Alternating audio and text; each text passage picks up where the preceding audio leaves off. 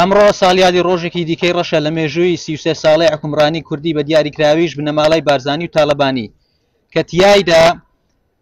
چەکداران و میلیشیاکانی ئەو دوو بنەماڵەیە زیاتر لە 10 گەنج و مناڵ و ڕۆڵەی ئەو نیشتیمانەیان لە سنووری پارێزگای سلێمانی بە نەحەق شەهید کرد و سەدان خۆپیشاندەری دیکەشیان خەڵتانی خوێن کرد کە تەنها لە دژی گەندەڵی و نادادی بە شێوەیەکی مەدەنیانە خۆپیشاندانیان ئەنجامدا بوو.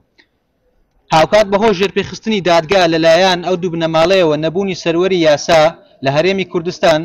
تا ئێستاش بکوژانیان بە ئازادانە دەسوڕێنەوە و نادرێنە دادگا و تەنانەت پلەی حزبیان بەرزکراوەتەوە و زیاتر ڕێزیان لێ دەگیرێت. ئەمەش ئێمە و کەسوکاری شەهیدانی زیاتر نیگەران کردووە. ئەمڕۆ 13 ساڵ تێدەپەڕێت بەسەر خۆپیشاندانە جەماوەریەکەی ئەفدەی شوبات و ڕۆژانی دوایی دژی ئەم دەسەڵاتە خۆسەپێنە و لە پێناو داواکردنی خزمەتگوزاریەکان و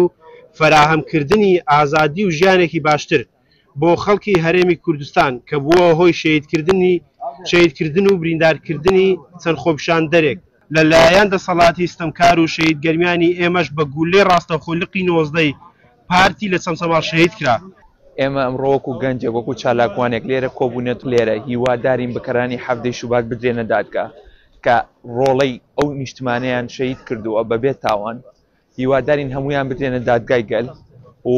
سەرڕای ئەوەی کە نەدراونەتە دادگا ئەوان پلەشیان بەرزکراوەتەوە و تاکو ئێستا بە ئازادانە ئەسوڕێنەوە لە وڵاتی ئێمە هەمومان لێرە کۆبووینەتەوە ئەوەشی لە دەستمان بێ درێغیمان نەکردووە و بەردەوامی شەبین و لەگەڵ MP شارەکانی خۆشمانە لەگەڵ ئەندام پەرلەمانەکانی بەریتانیاشە خەریکین کە بکەرانی حەفدەی شوبات بین بە دادگا و هەر هەمویان سزای ئەو تاوانیان وەرگرنەوە کە ئەنجامیاندا بەرامبەری ئەو ملەتە ئەو خەڵکە بێت تاوانانە. کۆبوونەوەیەکمان ئەنجامدا بەهێمنی دژی بکەرانی حەفدەی شوبات بۆ ئەوەی بکەرانی حەفدەی شوبات بدرێنە دادگا و بە تاوانەکانی خۆیان بە پێی تاوانەکانی خۆیان سزا بدرێن. ئێمە بە پێی توانای خۆمان هەوڵمان داوە کە